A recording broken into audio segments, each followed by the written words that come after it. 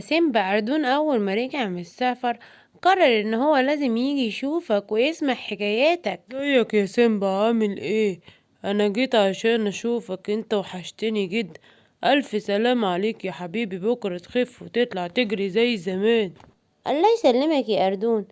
أنا على العموم هحكي لكم حكايات جميلة جدا. أنا محضر كمية حكايات هتعجبكم جدا. طيب يلا يلا احكي لنا. هحكي لكم أول حكاية عن الزجاجة السحرية. اما ارقص واتدلع كده شويه. ايه ده؟ ايه الازازه اللي قدامي دي؟ يلا امشي غوري من قدامي. ايه ده؟ ايه الصوت اللي ورايا ده؟ يا نهار ابيض! سيمبا يا سيمبا، انت اهو اقف بقى، انا عايز احكي لك على حاجه مهمه. سيبني بقى، انا عايزه اتمشى شويه. يا نهار ابيض، سيمبا مشي وملحقتش احكي له على اللي حصل والشجره اللي بتتحرك. ايه ده سيمبا هناك اهو، احكي له على اللي شفته. اقف يا سيمبا، انت لازم تسمعني وتعرف ايه اللي حصل. سيبيني بقى، سيبيني انت كمان، انا عايزه اتمشى شويه براحتي. هو ما ينفعش اتمشى شويه براحتي في الغابه الغريبه دي؟ ياه، اخيرا سابوني هتمشى شويه كده واروح ناحيه البحيره والغابه المسحوره. ايه ده بقى؟ ايه ده؟ دي زجاجة ومكتوب عليها زجاجة تحويل. يعني ايه يعني زجاجة تحويل؟ هي سيمبا جاتلك فكرة عظيمة. اخدها او ارميها في المية عشان ما تضرش اي حد من الحيوانات اصدقائي، ولا تضرني ولا تضر حد ابدا. يلا روح ارميها في المية. اهو كده رميتها في المية ومحدش هيتضر ابدا. ايه ده؟ ايه الازازة اللي نازلة في المية دي يا اخويا؟ مش عارف، عايز اكلها بسرعة. او انا كمان هاكلها معاك. ايه ده؟ بص، احنا اتحولنا لايه؟ ايوه، يا ده احنا كده بقالينا رجلين، نقدر نخرج بره المية. يلا يا اخويا. يا لهوي، ايه دول اللي طالعين من المية؟ هيجري يا سيمبا. ايه الحيوان اللي جري ده يا اخويا؟ ما لحقتوش. مش مشكلة، ده هنا الاكل هيبقى على بعض. الحيوانات دي سهلة جدا ان احنا نصطادها وناكل منها. يلا بقى يا اخويا، روح انت من طريق وانا هروح من طريق، ونتقابل هنا بعد ساعة نكون جبنا حيوانات كتير ناكلها. بابا، الحقني يا بابا، في حاجة ضرورية لازم تعرفها يا ملك الغابة. في ايه يا سيمبا؟ ايه اللي حصل؟ مالك جاي بتجري كده ليه؟ انا لقيت ازازة مكتوب عليها زجاجة تحويل، فقلت عشان ما تضرناش هرميها في نهر النيل، ورميتها في النهر. وبعد كده ببص بتمشى على النهر قدام كده، لقيت قروش بقى ليها رجلين طلع، وكان شكلهم عايزين ياكلوا اكيد حد من الحيوانات. انا لحقت نفسي وجريت. لازم اجي وابلغك يا ملك الغابة. انا غلطان طبعا ان انا اللي رميت الازازة دي في المية، هي اكيد اللي عملت كده. يا سيمبا، ايه الخطر اللي بيحوم حوالين الغابة ده؟ انا لازم اتصرف. انا اروح للابطال الخارقين واتصرف انا يا حبيبي، بس انت خليك هنا في الغابة، حاول تحمي الغابة وتحمي الحيوانات عقبال ما ارجع. سيمبا ابن ملك الغابة، جات لي برجلك. قرب مني بقى كده يا جميل. ايه البلاوي اللي بتتحدف على الغابة دي؟ كمان شجرة مسحورة وبتتكلم. انا لازم اجري بسرعة واستخبى، واحاول ابلغ الحيوانات كمان تستخبى. اخويا قال لي هنصطاد وهلاقي اكل كتير. طول ما انا ماشي مش لاقي اكل، لازم الاقي حيوانات. ايه ده؟ حمار اهو، اما اكله. يا لهوي، يا خرابي، الحقوني، عايز ياكلني. خد هنا، اقف يا حمار. ايوه كده هاكلك امي. يا حيوانات الغابة اتجمعوا، ايوه اتجمعوا تحت هنا واسمعوني. انا سيمبا ابن ملك الغابة، حابب ابلغكم ان في حاجات كتير اتسحرت في الغابة، زي الشجرة بقت شجرة مسحورة، واللي هيقرب منها ممكن تاكله. وكمان في حاجة ألعب من كده حصلت، القروش طلعوا من المية بسبب غلط صغير أنا عملته. رميت إزازة كان مكتوب عليها زجاجة تحويل، قلت عشان ما تأذيكمش وتريني كده بأذيكم بطريقة من غير ما أقصد، وهي طلعت علينا القروش اللي في المية وبقى ليهم رجلين وممكن ياكلونا وكلوا الحمار. أنا حبيت أحذركم، استخبوا في بيوتكم يلا أرجوكم لحد ما ملك الغابة يرجع. يا خرابي يا خرابي، عملنا الفلفل ووقفت اروح اشوف الافيال الصغيرين عيالي. يلا يلا كلنا نتحمى في بيوتنا. ايوه يلا يا حيوانات نسمع كلام سيمبا وملك الغابة، يلا نتحمى في بيوتنا ومحدش يروح عند الشجرة المسحورة. يلا كلنا، وكمان الحيوانات اللي ما تعرفش تبلغوهم. يلا بينا على بيوتنا. انا كده بلغت الحيوانات كلها، لازم بقى اروح انا احمي بيتي لحد ما ملك الغابة يرجع، لحسن حاجة تضرني انا كمان. يلا الله يلك لك هم. بس ايه الكلام يا فار اللي انا سامعه ده؟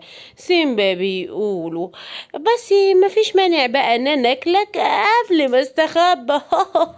تعالى بقى اما اكلك هم مام. ايه السيدة الخضرا، ازيك عاملة ايه؟ انا كنت جاي لزوج حضرتك الرجل الاخضر عشان ينقذنا، يا ترى هو موجود؟ لا يا ملك الغابة، هو مش موجود، هو راح ينقذ غابة بعيدة، وكمان معاه سبايدر مان وسوبر مان وباتمان، ده الأبطال الخارقين كلهم مش موجودين. يا نهار ابيض، طب وانا كده هعمل ايه لوحدي؟ ده انا كده بقى الحيوانات اللي في الغابة بتاعتي كلها هتتدمر. يا ملك الغابة، انت اقوى حيوان في الغابة، فلازم تحمي الغابة بتاعتك، ما ينفعش ان انت تعتمد على الابطال الخارقين. انا دي نصيحتي ليك، ان انت ترجع وتشوف الحيوانات القوية اللي زيك، وتشوف مين اللي بيهاجم الغابة بتاعتك وتحاربه. ايوه فعلا كلامك صح يا ست يا خضرة. قبل كده الرجل الاخضر قال لي برضك كده ان انا لازم اعتمد على نفسي. انا اعتمدت على الابطال الخارقين بكفاية، انا لازم انا والحيوانات نعتمد على نفسينا. انا هرجع للحيوانات وهلمهم حواليا ونحارب الحيوانات الشريرة اللي طلعت من المية. اخيرا لقيت حيوان هاكله، تعالى هنا يا قرد. تعالى بقولك. قلت لك هاكلك يعني هاكلك، مش هسيبك. انت سريع كده ليه؟ ايه الحيوانات السريعة دي؟ ايه الغابة دي؟ مش لاقي حد اكله، الحيوانات كلها مستخبية في بيوتها، دي مش طريقة، انا لازم اهجم عليهم بأي شكل. اخيرا رجعت وهجمعكم كلكم يا حيوانات، لازم تسمعوني. انا جمعت الاقوياء بس منكم عشان ابلغكم واقول لكم ان انا ما لقيتش اي حد من الابطال الخارقين ينقذنا، وان احنا لازم نعتمد على نفسينا. احنا خلاص اصلا احنا اقوياء، الدب قوي جدا والفهد قوي جدا والاسد قوية، وانت كمان يا طور قوي، وانا قوي جدا، انا كمان قوي. احنا نقدر على الحيوانات اللي طلعت من المية دي برجلين، دول اصلا لو خدوا ضربتين مننا هيموتوا. احنا لازم نعمل نفسنا فرقتين، فرقة نضرب قرش وفرقة تانية تضرب القرش التاني، وكده نبقى قاضيين عليهم. والشجرة المسحورة دي محدش يروح جنبها من الحيوانات لحد ما نشوف لها صرفة بعدين، ولا لما تيجي الساحرة الطيبة تسحرها. بس دلوقتي لازم نقتل القروش. ايه رأيكم في الكلام ده؟ بقى عنده حق يا حيوانات، يلا بينا نروح نحارب القروش اللي طلعت من المية دي، احنا قدها وقدود، يلا بينا. هو ده النهر اللي هم اكيد طلعوا منه يا حيوانات الغابة، وهم زمانهم جايين، اول ما يجوا نهجم عليهم ونرميهم في النهر بسرعة. طيب يا ملك الغابة، بدل ما نرميهم في النهر بسرعة ناكلهم، ده حتى هيبقى طعمهم حلو جدا. لا يا سودة، احنا هنضربهم ونرميهم في النهر عشان محدش تاني من اللي في النهر يفكر يطلع بره للغابة. ايه ده؟ كل دي حيوانات هناكلها يا اخويا؟ ده احنا خلاص اتبضت لنا في القفص اهو، ده حيوانات كتير جدا. عايزين تاكلونا؟ ده احنا هنديكوا علقة عمركم. خد خد خد خد خد يلا ارموهم في المية يا حيوانات، يلا. وكده يا حيوانات الغابة، بعد ما رمينا القروش في المية احنا قدرنا ناخد حقنا بنفسنا، واي حد هيهاجم الغابة تاني احنا اللي هناخد حقنا. يوهو، كل الحيوانات بتخاف مني، بتخاف من شكلي. انا زهقت، انا لازم اسيب الغابة دي بقى وامشي، هروح لغابة تانية، يمكن الحيوانات اللي فيها هتعاملني كويس. انا تعبت جدا، اجري اجري اجري اجري عشان اروح لغابة تانية بقى. سمبوب يا سمبوب، تعالى يا سمبوب، تعالى يلا يلا تعالى شوف رقصتي الجديدة. ماشي. ايه يا ماشا الدوشة اللي انت عاملاها دي؟ بطلي رقصي بقى. على فكرة انا كمان بعرف ارقص، بس مش هوريكي قدراتي الرهيبة في الرقص. يا سلام، عامل نفسك انت كمان بتعرف ترقص. على فكرة بقى يا سيمبا، انت ما بتعرفش ترقص ولا حاجة. يلا بينا، يلا نروح نشوف تيمون وبامبا فين. تيمون بس هو اللي بيعرف يرقص. تعالى تعالى نروح نشوفه هو فين. يلا يا لنا تعالي نلعب. وقعت في المية لوحدي، لازم هضربك. هتضربني؟ هتبقى انا زعلانة. لا ما تزعليش، انا ما بحبكيش تزعلي كده طيب، انا لا يمكن ازعل منك. يلا بينا نروح لسيمبا، اتأخرنا عليه. ولا اتأخرنا ولا حاجة، سيمبا زمانه بيلعب مع أصدقائه، ولو انت خايفة عليه قوي كده يلا نروح. ايوه طبعا خايفة عليه، وانت كمان خايف عليه. يلا نروح.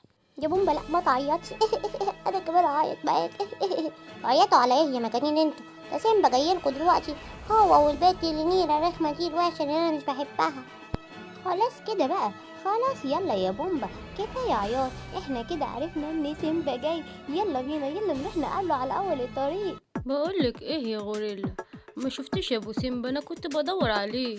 لا انا قاعده بسمع مزيكتي، ولا شفت ابو سيمبا ولا حتى ابو سيمبا. هما بيحبوا يخرجوا يتفسحوا مع بعض كده، ما تقلقش نفسك عليهم. حلوة الغابة دي، جميلة جدا. يا سلام بقى لو الحيوانات اللي فيها يتقبلوني. أهلا، إيه ازيكم؟ أنا جاي هنا جديد على غابتكم، وبحب الرقص جدا وبحب أرقص. ممكن تصاحبوني ولا هتخافوا مني؟ وانت صحيح شكلك يخوف، مش هنكدب عليك يعني، بس احنا طيبين وبنحب كل الناس. واهلا بيك في غابتنا، صح ولا ايه يا سيمبا؟ ايه رأيك في الكلام ده؟ اهلا بيك في غابتنا، طالما انت مش هتعمل اي شر وهتبقى طيب معانا هنتعامل معاك طبعا. واحنا كمان على فكرة بنحب الرقص، انا وماشا، وهنبقى نعمل مسابقة رقص ممكن تشاركنا فيها. وعايزه اقولك ان احنا لازم نبلغ ملك الغابه ان انت جيت، وانا ابن ملك الغابه، فهروح اقوله ان انت هتعيش معانا في الغابه بتاعتنا. ماشي يا سيمبا، روح اقوله انا مبسوط جدا اصلا ان انا هعيش معاكم في الغابة، وكمان اشترك في مسابقة الرقص الجميلة اللي انت بتقولي عليها دي. انا نفسي اشترك في مسابقة رقص من زمان. انا امور، في ايه بتجري ليه؟ ايه ده؟ وانت يا حموره طيب بتجري ليه؟ حد يقولي. ايه بتجري ليه؟ انت يا ابني انت بتقولي بتجروا ليه؟ انت مش عارف بيجروا ليه؟ بيجروا عشان في الغابة راجل ضخم كده، وبيقول ان هو عملاق وهيعيش معانا في الغابة على طول. وسيمبا قال له اهلا بيك، خليك بس انت قاعد على الشجرة يا اردون كده ومش عارف حاجة، اما انا اروح الحقهم. سلام. بابا يا بابا، اما الماما فين؟ انا جاي عشان ابلغكم ايه الجديد اللي بيحصل في الغابة. مامتك بتعمل الاكل اللي اصطادناه انا وهي في رحلة الصيد. خير يا سيمبا، ايه الجديد اللي بيحصل في الغابة؟ انا معرفوش. في عملاق طيب دخل الغابة بتاعتنا وعايز يعيش فيها، وبيقول ان هو بيحب الرقص زي انا وماشي. فاحنا قلنا له خليك اتفضل في الغابة، بس احنا لازم نروح نستأذن ملك الغابة، وجيت عشان استأذنك يا بابا. الغابة مش لينا لوحدينا يا سيمبا، ومش معنى ان هو عملاق ممكن يكون وحش. طالما طيب خلاص يعيش معانا في الغابة. الغابة دي لكل الحيوانات الطيبين، الشريرين بس اللي بحب امشيهم من الغابة. انا قلت لك كم مره يا سكار، اقعد افهم فيك كده لامتى؟ هدوس عليك كده يا ست. اوعي وارحميني، اوعي كده. عايزه ايه؟ قلتيلي ايه وعايزه مني ايه؟ ده انت ست نكديه. قلت لك كذا مرة لازم تعمل اي حاجة، تحاول تعمل اي حاجة عشان تبقى انت ملك الغابة. ماليش دعوة، انا لازم ابقى مرات ملكة الغابة وابقى احسن من لانا، انت فاهم؟ برضك تاني نفس الكلام. على العموم هحاول. بابا انا عايزة اروح العب مع سيمبا وفلافيلو، وكمان العب مع ميشا عشان دول صحابي وانا بحبهم جدا. مش عارفة ليه ما بتخلينيش اروح العب معاهم. بنتي افهمي بقى، انت غبية ولا ايه؟ احنا ضباع يعني المفروض دول اكلنا، حد يلعب مع الاكل بتاعه؟ لا طبعا. بدل ما تروحي تستلي لنا حد من صحابك دول وتجيبوهولي انا وانتي نقزقزوا كده. نقزقزوا ازاي يا بابا؟ دول اصدقائي، وبعدين ما ابو سيمبا بيدينا حصتنا في اللحمة. خلاص عايز ايه تاني؟ لحمة؟ ده انت صحيح ما بتفهميش حاجة وما دقتيش اللحمة بصحيح لما بتصطادي وتاكلي. روحي العبي بعيد، يلا امشي العبي مع سيمبا ولا مع اي حد، يلا امشي من وشي. شايف يا اردون اللي جاي من هناك ده عمك اراجينو، ده شكله راجع من السفر. عمو اراجينو. ايه ده؟ قرود الصغير، كبرت يا حبيبي وبقيت بتتنطط على الشجر. والله شيء جميل جدا ان بعد ما اسافر فترة طويلة كده اجي واشوفك وانت بتتنطط على الشجر. امال مين الصغير اللي جنبك ده؟ ده اخويا أوسوس الصغير، ولسه مولود من قريب وانت ما شفتوش.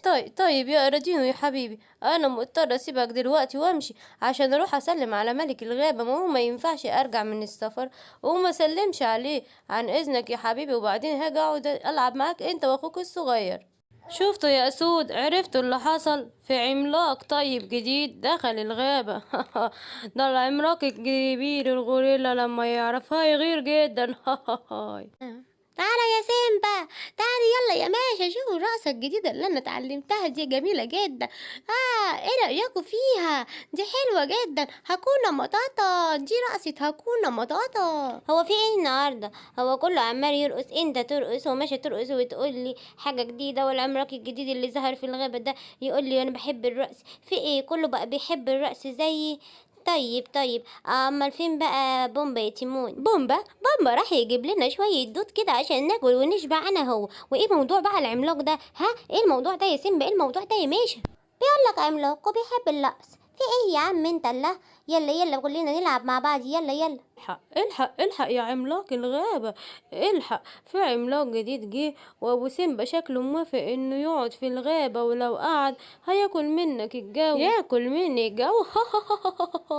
قصدك هيعمل كده زي ابو سيمبا؟ ما هو كل منك الجو وعلى طول هو ملك الغابة وانت ولا حاجة. امشي يا سكار يا لئيم من هنا، انا فاهمك وفاهم عمايلك، والغابة للجميع، اي حد عايز يجي يعيش فيها ما يجي يعيش. هو انا يعني هقول مين اللي يجي يعيش ومين ما يعيش؟ ايه ده ملك الغابة هناك اهو، اما اروح اسلم عليه. اكيد ملك. طيب ازيك يا ملك الغابة؟ ازيك يا ابو سيمبا؟ انا مبسوط ان انت قبلت ان انا اعيش معاكم في الغابة هنا، شكرا ليك جدا. العفو، انت هتعيش معانا هنا في امان. يلا ممكن تاخد بعضك وتروح لسيمبا والاولاد وتلعب معاهم وترقص معاهم كمان في مسابقة الرقص اللي هيعملوها. بجد شكرا ليك جدا، شكرا قوي، انت ملك عادل مش ظالم. بتقولي ايه؟ سيمبا بيحكي حكايات لاصحابه؟ والله بيحكي حكايات. انا هلحقك وهروح هناك قبلك. لا وانا كمان جاية على هناك، يلا هجيلك. ايوه، هي دي محطة القطار اللي بتروح عند الساحرة، انا عارفها. القطر هناك جاي اهو، هستنى بقى واركب واروح للساحرة تعمل له سحر. اهو ايوه القطر اهو. استنى يا سواق القطر، انت ما اركب فيك. ايه ده سريع جدا. انا كده مش هقدر اركب القطر، يبقى لازم اتمشى. انا اصلا مش هسكت يا سكار لحد ما اخرب لك بيتك انت وابنك سيمبا ده، وهخرب الغابة كلها. مش انا بقى معرفتش احكمها، يبقى اخربها عليا وعلى اعدائي. اسكار يا ترى جه ليه وعايز مني ايه؟ خير يا سكار، ايه اللي جايبك ليه؟ بقالي فترة طويلة ما شفتكش. اكيد يعني مش جايلك في خير. هو من امتى انت بتعملي خير ولا انا بعمل خير؟ بصي بقى، انا خلاص زهقت من الغابة دي. كل الحيوانات بتعاملني على اساس ان انا اخو الملك، انا نفسي ابقى الملك ومش عارف، فقررت ان انا اخرب الغابة كلها. عايز الغابة تبقى دمار، يبقى العمالقة مفيش غيرهم، هم اللي هيحولوا لكم الغابة 100 درجة، وهيقضوا على الأخضر واليابس فيها. هنزلهم لك الغابة وانت هتشوف بنفسك اللي هيحصل.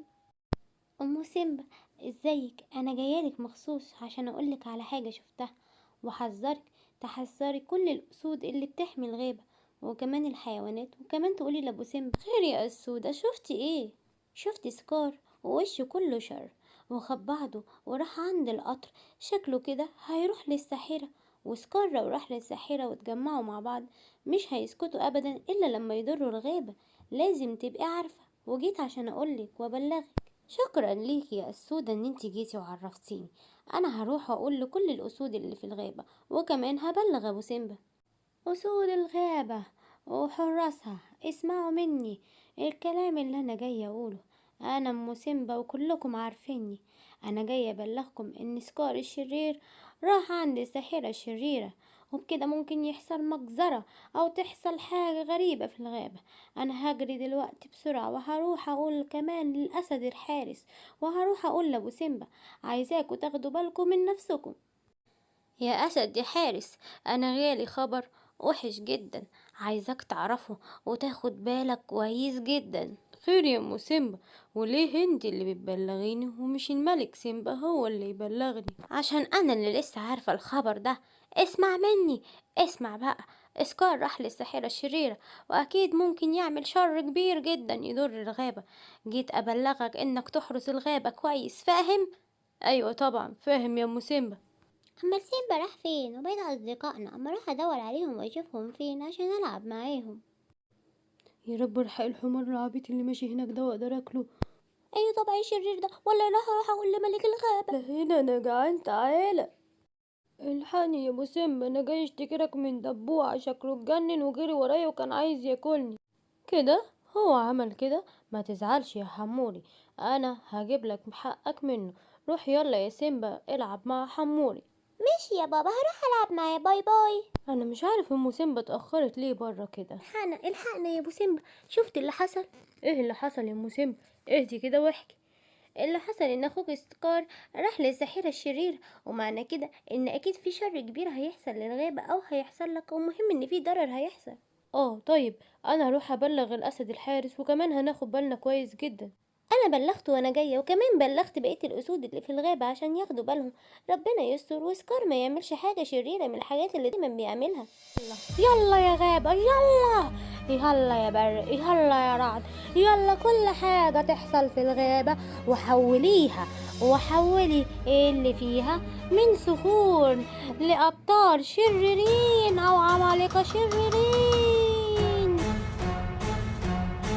يلا احضروا يا عمالقة، يلا. انا الغوريلا العملاقة، مش هسيب اي حد في الغابة الا لما اقتله. انا الصخرة، انا الصخرة، مش هسيب حد. وانا الصخرة النارية. هقتلكوا، يعني هقتلكوا. وانا ابو رصين، هطلع لكل الحيوانات اللي في الغابة وهنتقم منهم. انا العملاقة ابو رصين. انا سامع ضجة كبيرة قوي يا حموري، مش عارف ايه الضجة دي يا عم، ولا ضجة ولا حاجة. يا لهوي، اجري يا سيمبا، اجري. ايه اللي ظهر هناك ده؟ مين اللي حضرني هنا؟ انا جودزيلا الاحمر، مين اللي جابني هنا؟ الجو جميل النهاردة يا اختي. ايه ده؟ ايه البط ده؟ ماله جاي بيتمشى ويجري كده ليه؟ في ايه يا بط انت، مالك بتجري كده ليه؟ ده ما بيردش علينا، اكيد ما فيش حاجة، ما فيش. تعالي نستمتع بالجو الجميل ده، اكيد ما فيش حاجة خالص. لا في. اجروا اجروا، انا بط ومش قادر اجري، بس اجروا اجروا، الحقوا نفسكم، في عمالقة هجموا على الغابة. غزالة خذي. يا لهوي يا سيمبا، الحق، في هناك ايه ده؟ في غزالة ميتة. ايه ده؟ ده كده في حاجة مش طبيعية، انا لازم بسرعة اروح اقول لبابا ونقول له على اللي ظهر لنا وشفناه. في ايه يا غزالة يا صغيرة؟ مالك قاعدة حزنانة كده ليه وبتعيطي؟ مالك يا حبيبتي؟ كنت بتمشى هناك يا ام سيمبا ولقيت مامتي مقتولة، في حد قتلها. الحقينا يا ام سيمبا، الحقينا، انا بقيت خايفة جدا وقاعدة هنا في خوف وفي رعب. طيب ادخلي جوه بيتك بسرعة وانا هاجي على ابو سيمبا وهبلغه. ما تخافيش، اخشي بس جوه البيت. الحقنا الحقنا يا بابا، شوف اللي بيحصل في الغابة.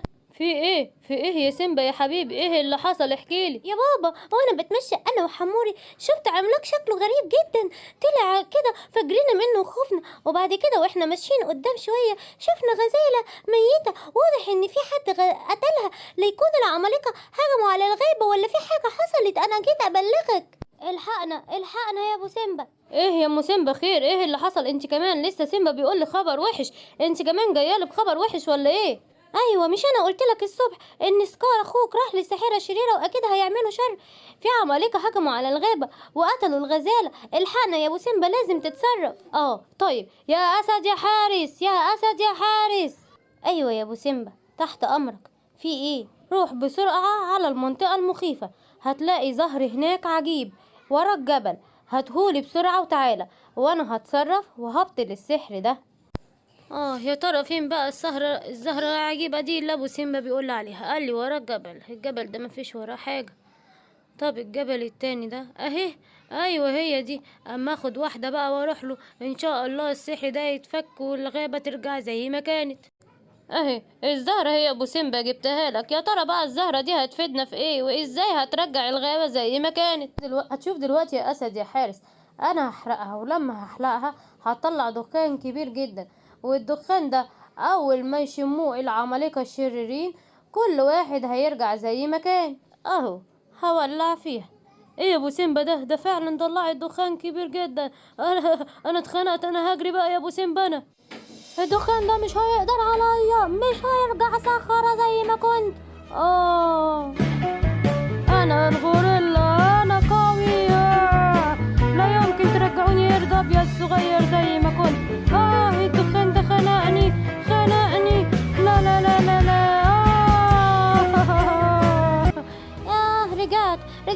رجعت قرد صغير الحمد لله.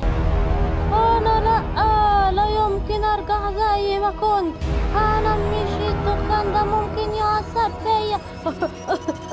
لا لا لا لا مش هيأثر فيا.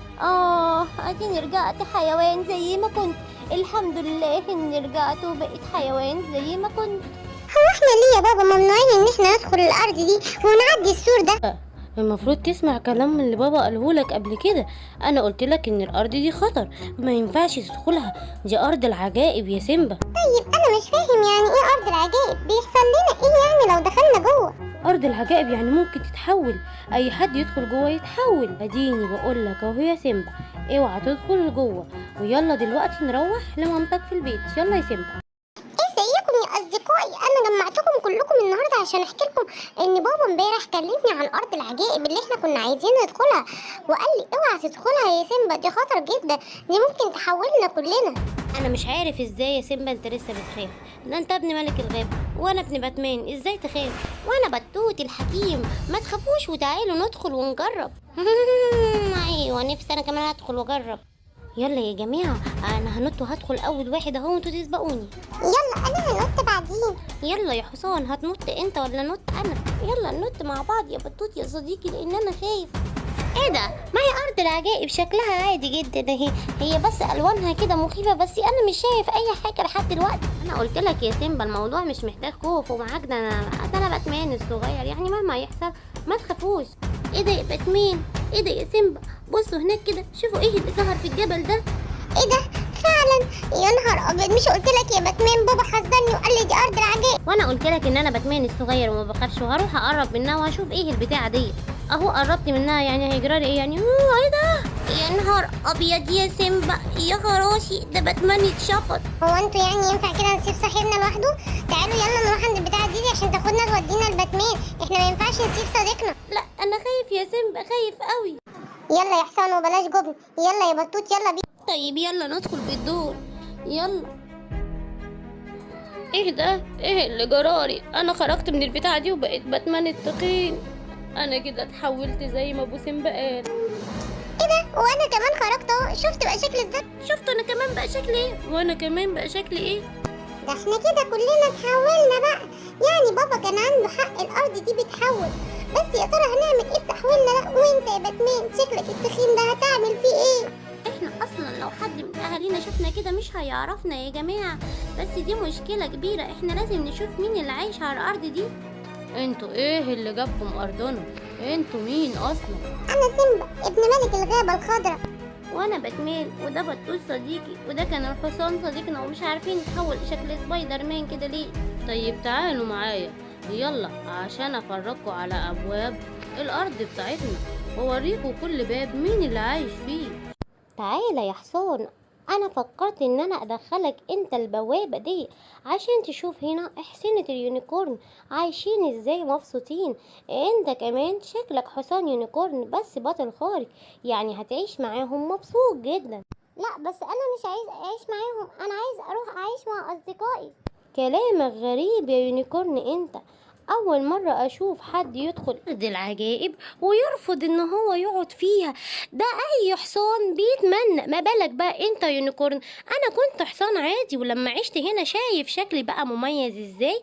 انا بنصحك والاخر مرة تعيش هنا. لا انا عايز اعيش في ارضي مع اهلي، وكمان عايزة أعيش مع أصدقائي، وكمان مش عايزة أبقى بطل خارق. انتوا اللي حولتوني، أرضكم اللي حولتني، أنا نفسي أرجع أرضي. طيب روح استناني هناك عند البوابة الزمنية وأنا هرجعك أرضك. شايف دول يا بطل يا خارق ياسمين؟ ايوه شايفهم، مالهم دول؟ وبعدين انت جايبني عندهم ليه؟ انت ليه خدت كل واحد مننا دخلته في بوابة شكل؟ وعايز ايه مننا؟ عايز اقولك ان ده المكان الانسب ليك. شايف دول اصدقائك، ابطال خارقين بس مليانين بردك كده زيك سمان، فلما تعيش معاهم هتكون عايش مع ناس شبهك. مين قال ان احنا لازم نعيش مع كل الناس تبقى شبهنا؟ امال هنخدم بعض ازاي اما كلنا نبقى شبه بعض؟ لازم يبقى في اختلاف ما بيننا، ما ينفعش كل الناس تبقى شبه بعض. طيب اسمع مني، دي نصيحة مني ليك، عيش معاهم هنا وسيب ارضك. ارض العجائب، ارضنا دي كل اللي بيدخلها بيتمنى يعيش فيها. لا طبعا، انا عايز ارجع لبابايا باتمان الكبير، وكمان عايز اعيش مع اصدقائي سيمبا وحسونة. انا عايز اعيش مع اصدقائي. فين بطوطة صاحبي؟ فين اصدقائي؟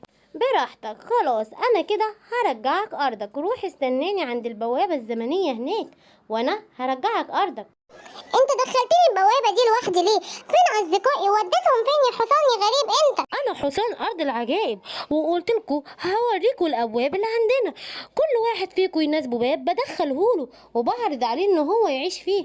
وانت يا سيمبا بقيت سيمبا كونج فو، يعني هو الباب ده اكتر باب مناسب ليك تعيش مع كونج فو باندا. صدقني هينفعك جدا وهتبقى قوي جدا طول ما انت معاه.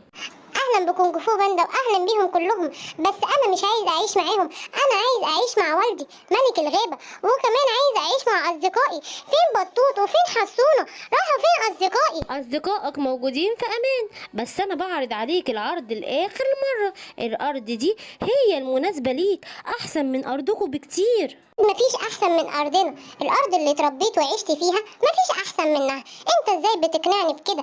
انا عايز امشي من هنا، مشيني من هنا. طيب خلاص زي ما تحب يا سيمبا، روح يلا استناني عند البوابة الزمنية وانا هرجعك ارضكم.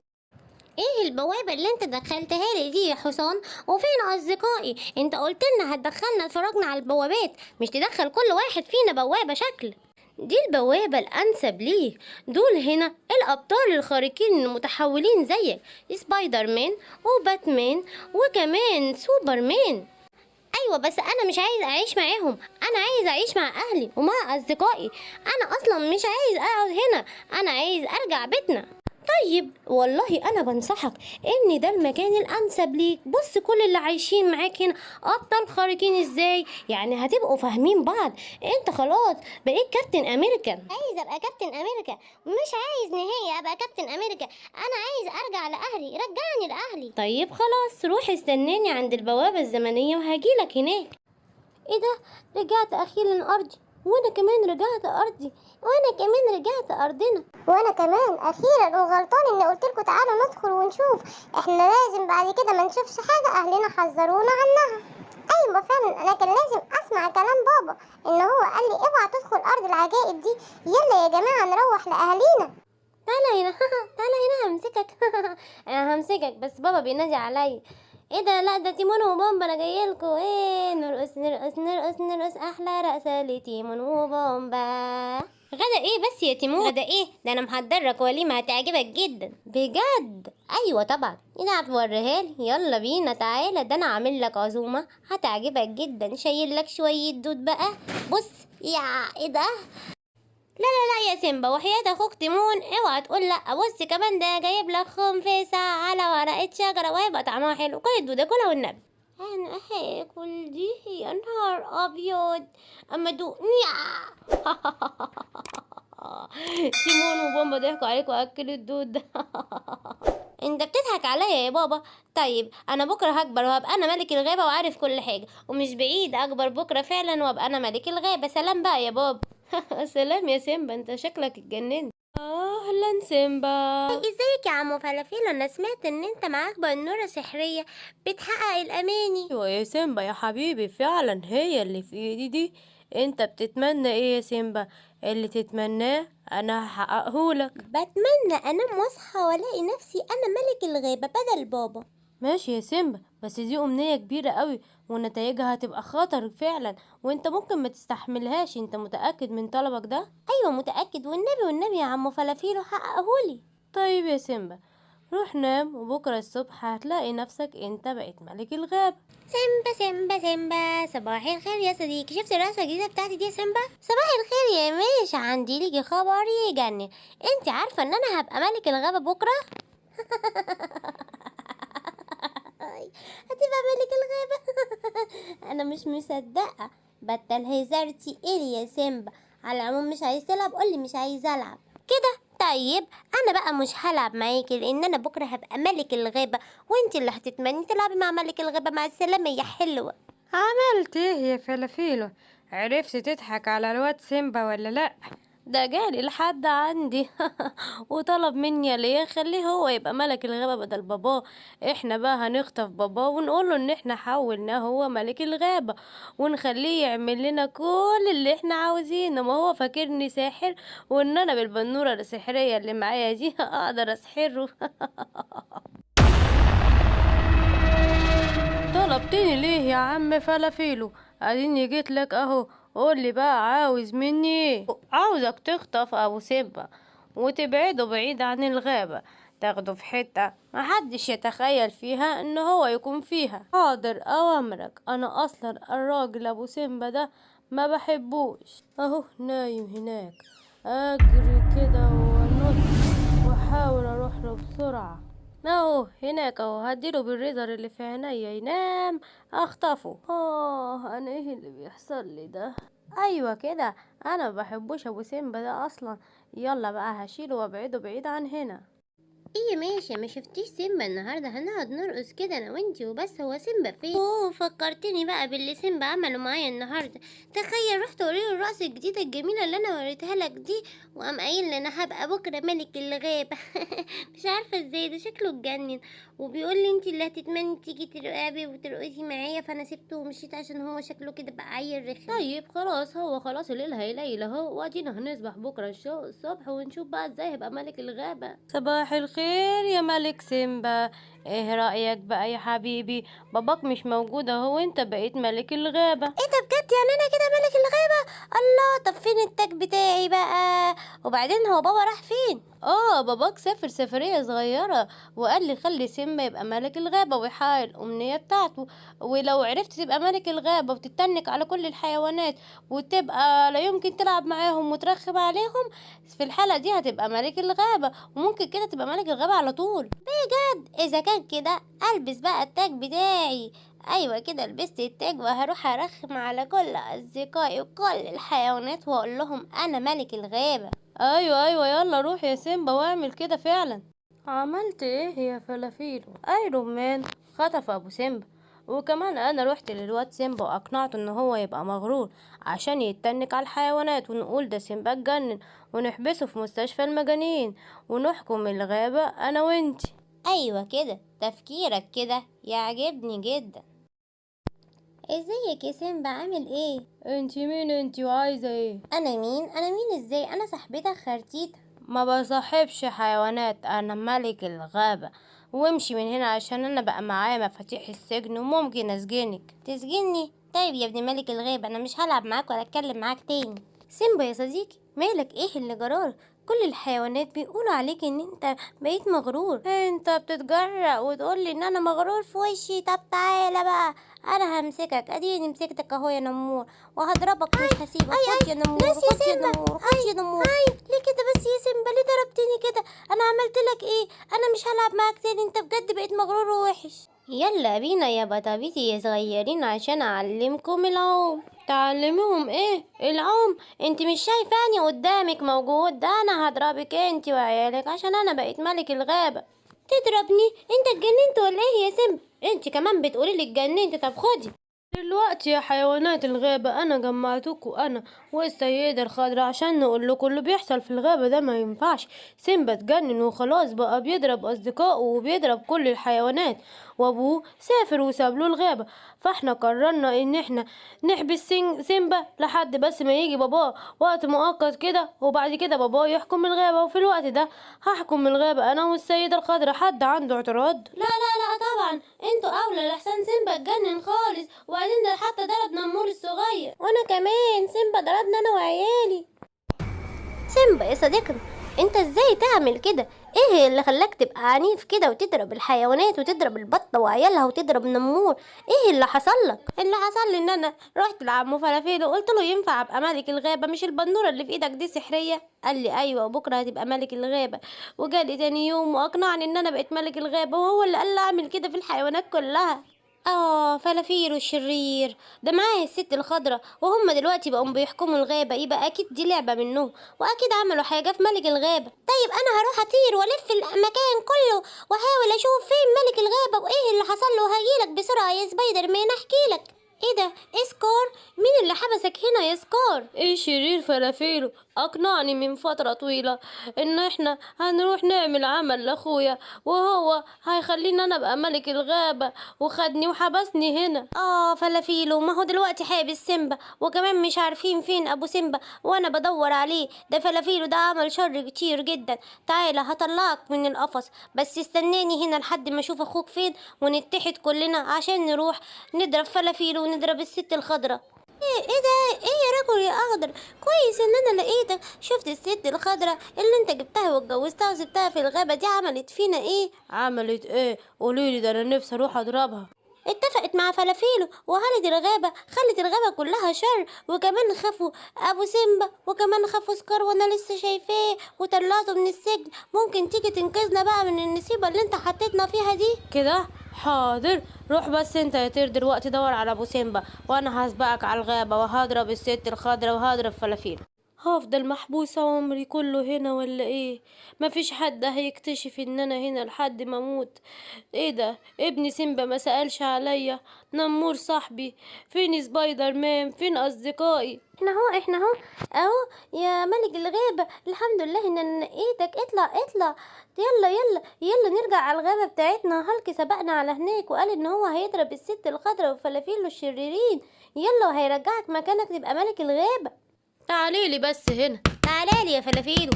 اوه اوه اه اه